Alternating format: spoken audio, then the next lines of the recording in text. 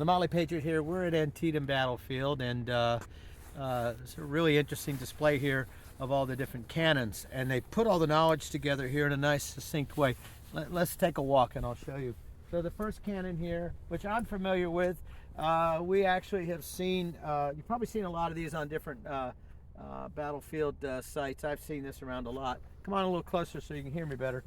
10-pound Parrott rifle. This cast iron rifle with its band of wrought iron reinforcing the breech was a modern weapon of the day. It was effective at moderately long ranges, 1,800 yards as I've read. The 20-pounder, similar except for size, was the heaviest rifled cannon used in Antietam.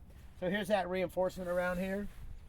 And of course there's your touch hole. You put your little fiery thing on there and boom, it goes. And to give you a sense of the barrel here, take a look here. You get a sense of the size of the barrel. This is my fist, not particularly large, can't quite get it in, but there you are as a size of scale. 10-pound Parrott. Found one of those shells right below my daughter's window over there in good old Unionville. Next one, 3-inch ordnance rifle. This is one of the most accurate weapons used here. It was preferred over the heavier 10-pound Parrott, which fired the same size ammunition. So accurate. I'd be interested to find out why it's more accurate. That one's cast iron. Maybe this was steel. Don't know. But the rifling on this is quite substantial. Anyway, we'll have to look into that. We'll put something in the description.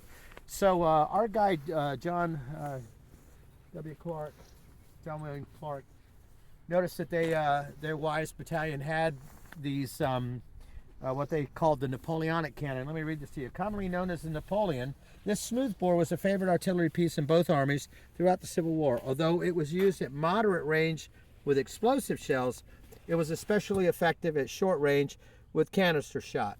That being short range canister, it's smooth bore, it's not rifled, it's not spinning. Think of a shotgun.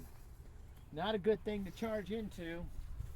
Not if you're on this side of the cannon, let me assure you. And this guy, I could put my whole arm in there. This is a very large bore. Come take a look. You get a sense of it. That's pretty big. Business end of that is pretty serious. Let's check our other one here. Last cannon for the day.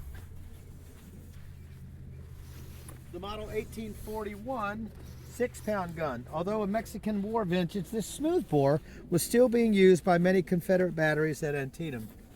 So 6-pound, a little smaller, but a smoothbore again, same thing.